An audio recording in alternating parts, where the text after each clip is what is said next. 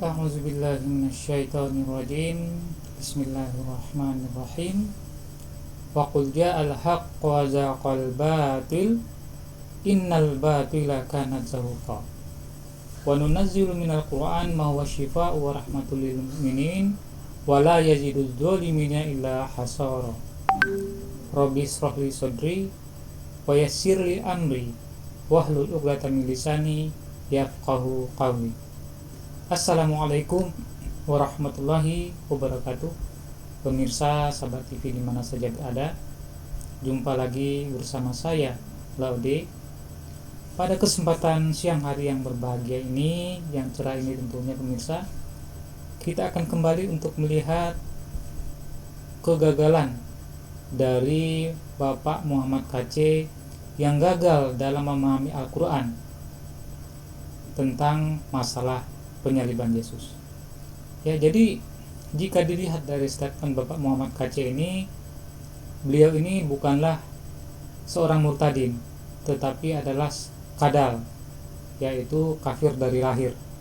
Jadi dari statement yang akan saya tunjukkan kepada pemirsa yang ada di rumah, pengetahuan Bapak Muhammad KC mengenai Al-Quran ini tidak ada, ya. Justru ini menunjukkan bahwa Bapak Muhammad KC ini sama sekali tidak memahami Al-Quran. Apalagi menariknya pemirsa, di sini kita bisa melihat bahwa Bapak Muhammad KC ini justru juga tidak memahami Alkitabnya sendiri. Ya, tentu saja, ya, konsep keselamatan yang beliau yakini, yaitu tentang kematian Yesus melalui palang salib, sama sekali beliau ini tidak memahami ketika Al-Quran mengkoreksi kesalahan umat Paulus dalam halnya tentang konsep keselamatan mereka sehubungan dengan kematian Yesus di palang salib. Langsung saja pemirsa, kita akan kembali untuk melihat bagaimana ketika dahulu, ya beberapa bulan yang lalu, saya memasuki link yang merupakan kajian dari Bapak Muhammad KC. Ya, silakan pemirsa yang ada di rumah saksikan video pada tayangan berikut ini. Lalu kita akan kembali untuk membantah apa yang merupakan sanggahan beliau terhadap ayat-ayat Al-Quran dalam hubungannya dengan peristiwa penyaliban Yesus. Baik. Begini Pak, Al-Quran itu diwahyukan kepada Nabi Muhammad, artinya sudah memberikan keterangan bahwa Nabi Muhammad itu menerima Al-Quran itu adalah lewat wahyu. Ya, juga kita bisa lihat bahwa Al-Quran sendiri mengatakan di dalam surat 3 ayat 42 itu bahwa Nabi Muhammad tidak pernah menyaksikan bagaimana ketika orang-orang Yahudi itu memelihara Maria dengan cara menguntit untuk melemparkan panah. Nah, jadi dari pengakuan Bapak Muhammad KC dan umat Paulus pada umumnya pemirsa, mereka ini gagal dalam memahami Al-Quran tentang konsep pewahyuan. Ya, sekali lagi mereka ini gagal dalam memahami Al-Quran tentang konsep pewahyuan. Kita bisa melihat, ya, bahwa mereka selalu mengandalkan saksi mata yang dalam setiap debat mereka itu selalu saja mengandalkan saksi mata itu. Tetapi jika kita melihat dari kesaksian yang ada di dalam Bible, justru jika kita hadapkan kesaksian mereka itu pada hakim, maka hakim tidak akan menerima kesaksian mereka. Tidak ada satu hakim pun yang akan menerima kesaksian mereka. Karena apa? Kesaksian mereka itu saling bertentangan satu sama lain. Jadi tidak mungkin seorang hakim bisa mengambil kesaksian yang saling bertentangan dalam hubungannya untuk masalah penyaliban Yesus saja. Ya, jadi yang mereka bangga-banggakan itu adalah merupakan suatu hal yang tidak ada dasarnya sama sekali. Apa yang mereka klaim sebagai saksi mata itu bukanlah saksi mata, tetapi hanya dari kabar-kabar angin. Bahkan 4 Injil sendiri yang merupakan Matius, Markus, Lukas, dan Yohanes, sama sekali menurut J.B. Philip, ya seorang pakar Alkitab, mengatakan bahwa 4 Injil itu bukanlah ditulis oleh penulisnya. Ya, 4 Injil itu bukanlah ditulis oleh penulisnya seperti klaim Matius, Markus, Lukas, dan Yohanes, tetapi orang lain yang kita tidak tahu siapa penulis itu. Ya, jadi ketika mereka mengatakan bahwa Al-Quran itu bukanlah saksi mata, ini mereka itu tidak memahami bahwa Nabi Muhammad sendiri bukanlah saksi mata atas segala peristiwa itu, karena Nabi Muhammad tentu saja menyaksikan itu lewat berita-berita gaib yang diwahyukan oleh Allah pada beliau. Nah, inilah yang umat Paulus tidak pahami, ya. Jadi mereka selalu saja meminta, di mana sih saksi mata yang mengatakan bahwa Nabi Muhammad itu menyaksikan kejadian 600 tahun itu tidak ada. Lanjut bisa kita saksikan tayangan berikutnya. Nah, kemudian sehubungan dengan peristiwa penyaliban Yesus, Muhammad Aceh mengatakan bahwa di dalam Al-Quran itu tidak menceritakan secara detail tentang peristiwa penyaliban Yesus. Al-Quran hanya mengatakan bahwa Yesus tidak mati di tiang salib. Baik, saya akan mengambil dari ayat Alkitab. Sebenarnya indikasi bahwa Yesus itu tidak mati di tiang salib itu bisa kita lihat dari Lukas pasal 24 ayat 36. Kita bisa lihat, Bapak coba buka di dalam Alkitab Lukas pasal 24 ayat 36. Bapak melihat yang berbunyi di sana.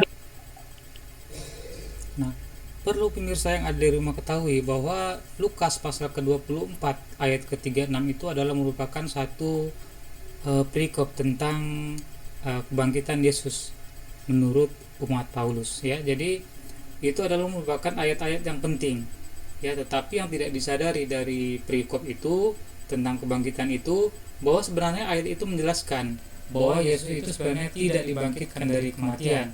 Tetapi perikop yang penting ini sangat penting. Karena apa? Karena ini adalah merupakan bukti dari peristiwa ketika Yesus itu menampakkan diri kepada murid-muridnya.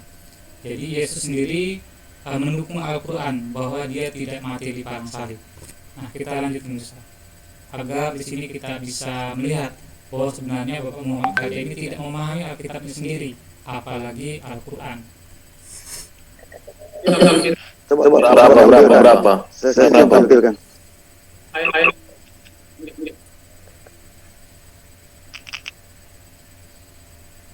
Nah, ini pemirsa. Jadi ini merupakan ayat yang penting, ya, ayat yang penting di dalam Alkitab. Karena ini membuktikan bahwa Yesus tidak dibangkitkan dari kematian. Jadi pemirsa yang ada di rumah bisa kuasai ayat ini. Karena dikatakan Lukas tentang hal itu, Yesus tiba-tiba berdiri di tengah-tengah mereka dan berkata kepada mereka, damai sejahtera bagi kamu. Mereka terkejut dan takut dan mereka menyangka bahwa mereka melihat hantu. Pertanyaan saya pada Kak Aceh, mengapa murid-murid itu menyangka bahwa mereka melihat Yesus itu, Pak? Padahal saat itu Yesus tidak seperti hantu. Mengapa? Karena murid-muridnya itu menyangka bahwa Yesus itu adalah hantu. Yang mereka lihat itu adalah hantunya. Ya. Lalu Yesus menerangkan lagi, mengapa kamu terkejut dan takut? Mengapa keraguan di dalam hati kamu? Lihatlah tanganku dan kaki. Aku sendirilah ini. Aku dan lihatlah. Sebab hantu. Ya pemirsa, kita lihat bagaimana dia menertawakan kita, pemirsa. Ya, dia menertawakan kita, padahal pada hakikatnya itu dia menertawakan dirinya sendiri. Ya. Yang pada hakikatnya juga menertawakan seluruh dari umat Paulus itu, karena kebodohan mereka itu memahami bahwa Yesus itu mati dan dibangkitkan dari kematian, padahal sesungguhnya Yesus tidaklah bangkit dari kematian. Ya, kita lihat pemirsa, kita lanjut. Jadi Yesus itu sudah menegaskan bahwa tidak bangkit dari udah. karena orang yang tidak berbentuk jasad fisik tetapi berbentuk jasad rohani, tidak punya tulang belulang.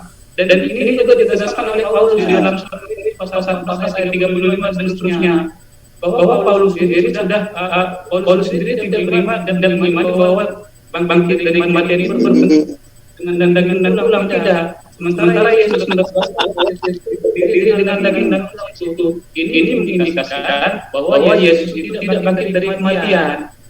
Nah, ini didukung juga oleh ayat Al-Quran yang saya kutip tadi, bahwa Yesus itu tidak mati di tiang salib. Begitu, Pak. Coba bisa disangka, Pak. Saya akan memberikan referensi. Kalau Bapak coba Bapak sambil sambil saya. Oke, gini. Jadi mengenai ayat Lukas 24 ayat 36 itu, kenapa tadi ada sedikit ketawa, Anda ini salah menafsirkan.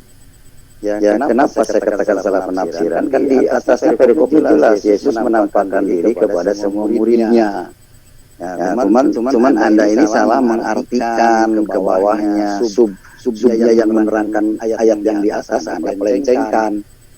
Jadi Anda tidak mengerti Alkitab. Ya, jadi tolong Anda lebih belajar lagi. Karena dibahas juga akan blunder nanti muter-muter karena Anda ini masih nutup hatinya. Ya. Ini benar ceritanya seperti itu. Cuman pengertian Anda itu yang salah. Makanya kalau baca Alkitab itu minta Allah bimbingan Roh Kudus. Bagaimana Anda minta bimbingan Roh Kudus supaya mengerti? Anda harus terima Yesus dulu, harus dibaptis dulu baru mengerti itu. Nah, ya sudah lihat ya pemirsa. Jadi sebenarnya pada video ini, ya ini sayangnya dulu saya tidak merekam pemirsa. Jadi betapa paniknya Bapak Muhammad KC dan rekan-rekan satu timnya mereka umat Paulus itu, ketika mereka itu bolak-balik tentang ayat-ayat Alkitab yang menunjukkan bahwa Yesus itu tidak dibangkitkan dari kematian. Karena seperti apa kata Paulus ya, ketika kita melihat dalam perikop tentang kebangkitan, orang yang dibangkitkan dalam dunia orang mati itu, kita bisa melihat dalam satu perikop tentang kebangkitan tubuh, kita bisa melihat di dalam 1 Korintus pasal ke-15 ayat ke-35. Di sini kita lihat ya pemirsa, 1 Korintus pasal ke-15 ayat ke-35 dan seterusnya pemirsa. Bisa dilihat di sini bahwa ini jelas ya. Jadi Paulus sendiri mengatakan bahwa orang yang dibangkitkan dari kematian itu tidaklah berbentuk jasad fisik, tidak punya daging dan tulang, tetapi berbentuk jasad kemuliaan atau tubuh rohani.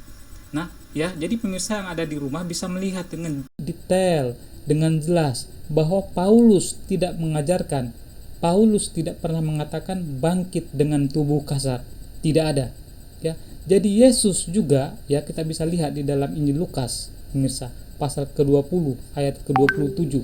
Ya, bagaimana di sini saya akan tunjukkan kepada pemirsa yang ada di rumah bahwa Yesus juga tidak pernah mengajarkan bangkit dengan tubuh kasar, tetapi dengan tubuh rohani. Kita bisa melihat di sini pemirsa. Nah, sini ayat ke-27 jelas di sini dan seterusnya Bapak pemirsa bisa melihat bagaimana ketika orang-orang Saduki yang meminta kepada Yesus bagaimana orang yang dibangkitkan dari kematian itu, Yesus menjelaskan dengan sangat gamblang bahwa orang yang dibangkitkan dari kematian itu mereka akan seperti malaikat, mereka tidak kawin dan dikawinkan. Artinya sama seperti apa kata Paulus tadi, bahwa orang yang dibangkitkan dari kematian itu berbentuk tubuh rohani atau tubuh kemuliaan, ya. Nah, jadi kata Yesus dan kata-kata Paulus itu cocok. Kemudian kita bisa melihat lagi pemirsa, apa yang diyakini oleh umat Paulus, apa yang diyakini oleh umat Kristen dalam hubungannya dengan kebangkitan dari antara orang mati. Mereka juga mengatakan bahwa orang yang dibangkitkan dari kematian itu berbentuk roh, ya.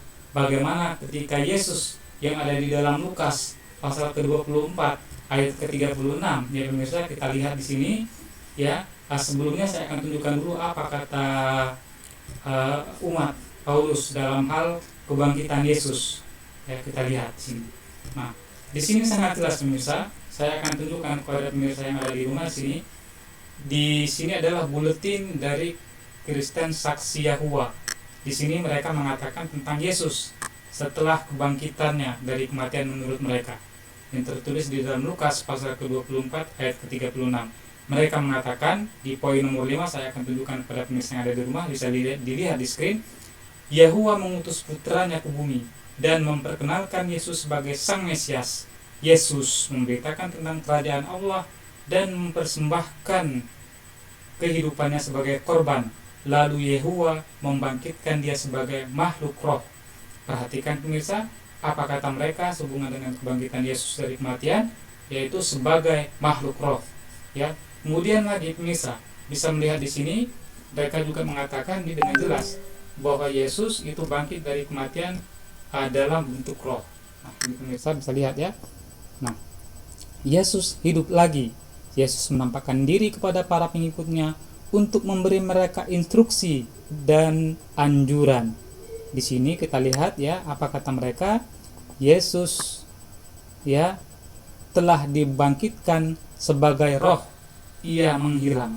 Ya, jadi ini kata umat Kristen dan juga kata-kata Yesus dan juga kata-kata Paulus bahwa orang yang dibangkitkan dari kematian itu sebagai makhluk roh. Jadi di sini jelas ya pemirsa. Lalu kita melihat pemirsa, bagaimana kata Yesus ketika Yesus mengatakan di dalam Injil Lukas pasal ke-24 ayat ke-36.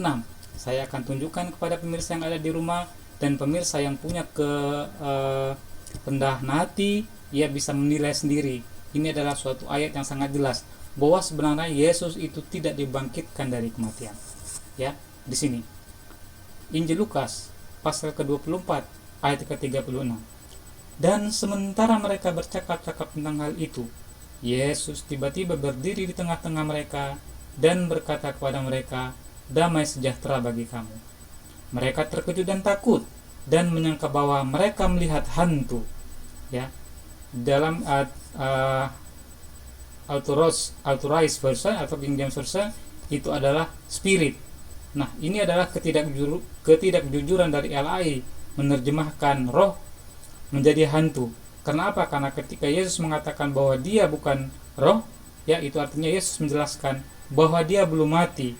Tetapi di sini LAI menerjemahkan secara sembrono menjadi hantu, padahal bukan itu arti dari sesungguhnya maksud Yesus. Tetapi tidak mengapa, kita lihat karena Yesus juga jelas mengatakan bahwa roh atau hantu itu tidak punya daging dan tulang. Ya, nah mereka terkejut dan takut dan menyangka bahwa mereka melihat hantu. Ya, jadi murid-muridnya itu menyangka bahwa mereka lihat itu Yesus yang berdiri di tengah-tengah mereka itu adalah hantu. Karena apa? Karena mereka sebelumnya itu mendengar kabar-kabar angin bahwa gurunya telah mati, telah dihukum melalui palang salib. Mereka juga telah mendengar dari kabar-kabar angin bahwa gurunya Yesus itu sudah mati. Ya, mereka juga mendengar dari kabar-kabar angin bahwa gurunya itu telah dikuburkan. Makanya ketika mereka melihat Yesus yang berdiri di tengah-tengah mereka dengan badan kasar mereka yang bisa dilihat, makanya mereka murid-murid itu menyangka bahwa mereka itu melihat hantu. Ya, tetapi kenapa pemirsa? Karena murid-murid itu bukanlah saksi mata atas segala kejadian yang dialami oleh Yesus sebelum penyaliban. Karena apa? Karena kita bisa melihat di dalam Injil Markus pasal ke-15 ayat ke-40 di sana dikatakan ya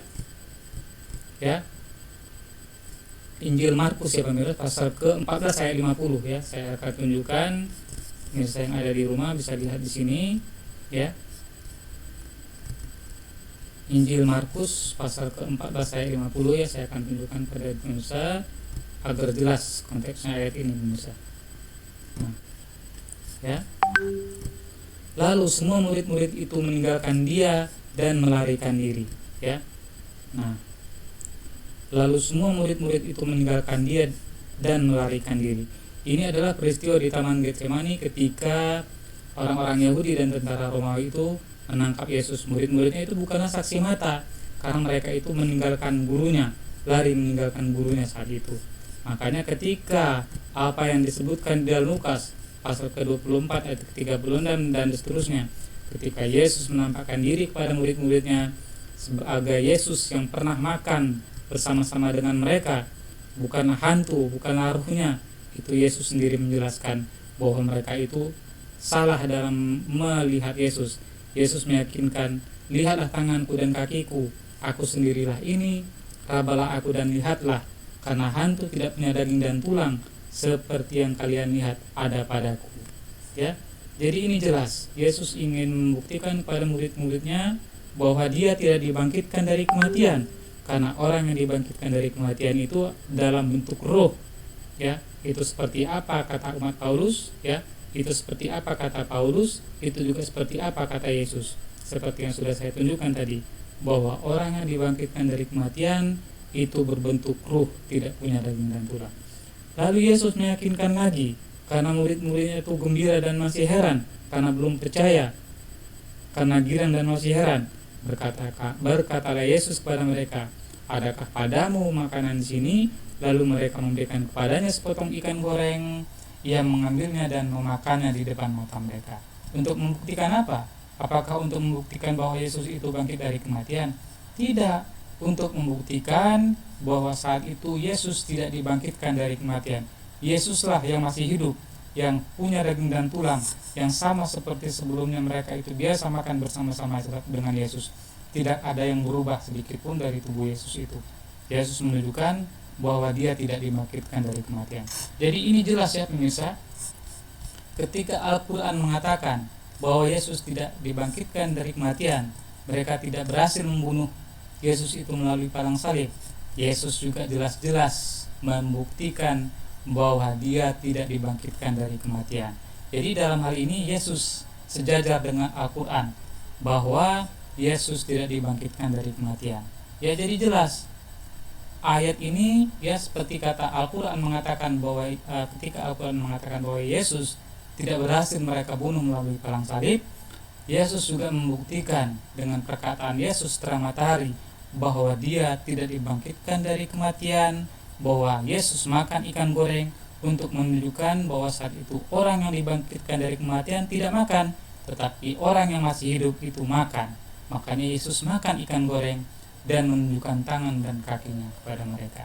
Ya, ini adalah jelas bahwa kebenaran Al-Quran yang merupakan wahyu dari Allah adalah merupakan ayat yang benar, ya, bahwa Al-Quran itu berasal dari Tuhan.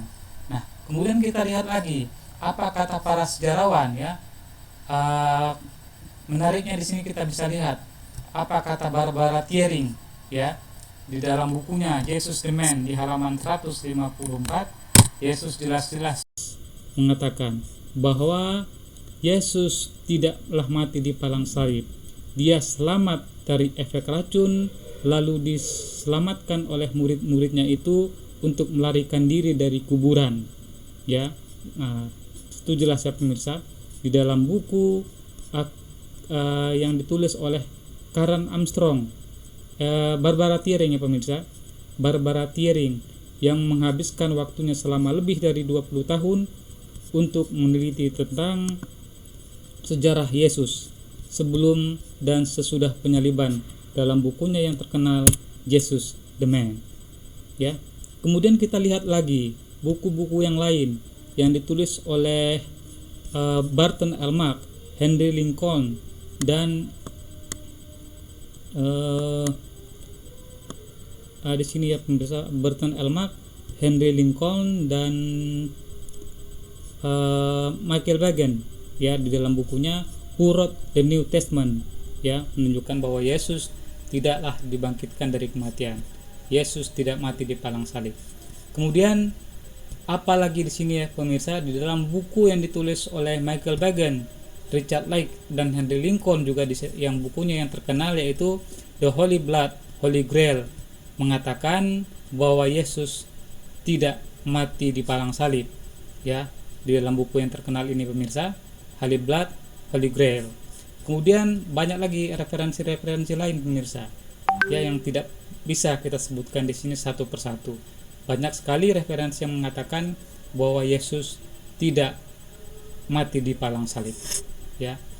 Nah, jadi apa yang mereka yakini sehubungan dengan kematian Yesus di palang salib untuk mendukung konsep keselamatan mereka itu adalah konsep keselamatan ciptaan Paulus, di mana Paulus sengaja untuk menyesatkan mereka, karena berdasarkan Paulus juga menjelaskan di dalam kitab Roma pasal ke-7 ayat 3 bahwa jelas, ya, pasal ke-3 ayat 7 ya pemirsa, bahwa Paulus adalah seorang pendusta. Ya. Jelas ya pemirsa, di sini kita bisa lihat bahwa Paulus adalah seorang pendusta. Jadi Pauluslah yang menciptakan dongeng bahwa Yesus itu mati dan bangkit, bukanlah Yesus. Karena apa? Karena Paulus, ya, Paulus mengadopsi dari ajaran kafir pagan penyembah berhala di Romawi, ya. Nah, di sini kita bisa lihat bagaimana referensi ketika Paulus mengadopsi, mencaplok dari ajaran kafir penyembah berhala. kita bisa melihat dari buku Paula Frederickson dalam bukunya From Jesus to Christ. Dia mengatakan bahwa Yesus ya ajarannya dirampok oleh Paulus, lalu Paulus ya mencaplok dari ajaran kafir pagan penyembah berhala di Romawi, lalu mencaplokkan ajaran Yesus itu menjadi ajaran kafir pagan penyembah berhala ya, sehingga ajaran Yesus itu sudah tidak murni lagi ya. Nah, jadi itu sangat jelas ya pemirsa. Jadi Pauluslah yang menyesatkan umat manusia. Lebih dari 2 miliar orang di muka bumi ini sudah disesatkan oleh Paulus pemirsa. Nah, kemudian kita bisa lihat lagi ya pemirsa, dari referensi-referensi yang kita bisa lihat di dalam ini ya pemirsa, bahwa Pauluslah yang mencaplok dari ajaran kafir Kristus penyembah berhala seperti dewa Adonis, dewa Mitra ya, yang merupakan dewa kafir penyembah berhala, yang juga dimana mereka juga mempercayai bahwa dewa-dewa itu mati dan bangkit dari kematian. Jadi ini jelas bahwa Paulus mengadopsi dari ajaran kafir pagan penyembah berhala tersebut. Jadi apa yang Bapak Muhammad KC yakini sebagai kematian Yesus di padang salib itu bukanlah ajaran Yesus, tetapi ajaran Paulus yang diadopsi oleh kafir penyembah berhala itu. Ya, jadi inilah sangat menyedihkan pemirsa ketika kita melihat bahwa Bapak Muhammad KC di samping beliau tidak memahami Al-Qur'an sendiri, ya dia juga tidak memahami Alkitab. Jadi inilah yang sungguh kita sayangkan dari Bapak Muhammad KC. Ya, sangat jelas. Jadi dari sini kita bisa menyimpulkan bahwa Yesus tidaklah mati di padang salib ya, yang sudah dilakukan penelitian oleh para pakar dari umat Kristen sendiri ya, dimana kajian mereka itu sangat jujur ya, karena mereka adalah merupakan pakar arkeolog dan sejarah yang betul-betul memahami tentang sejarah Yesus ya. Jadi kita harus berhati-hati pemirsa, bagaimana ketika kita jangan sampai disesatkan oleh umat Paulus ketika mereka itu menyebarkan konsep kesesatan mereka itu untuk menyebarkan pemahaman pendapat bahwa Yesus itu mati di padang salib ya untuk menebus dosa. Itu bukanlah ajaran Yesus, tetapi ajaran Paulus pemirsa. Nah, kita bisa melihat di dalam di dalam kitab Roma pasal ke-10 ayat 9 ya, sangat jelas di sana bahwa ajaran yang mengatakan bahwa Yesus mati dan bangkit dari kematian itu adalah ajaran Paulus. Demikian pemirsa yang ada di rumah, terima kasih atas segala perhatian dan mohon maaf atas segala kekurangan. Sangat jelas. Terima kasih atas segala perhatian dan mohon maaf atas segala kekurangan. Wabillahi taufiq wal hidayah. Assalamualaikum warahmatullahi wabarakatuh.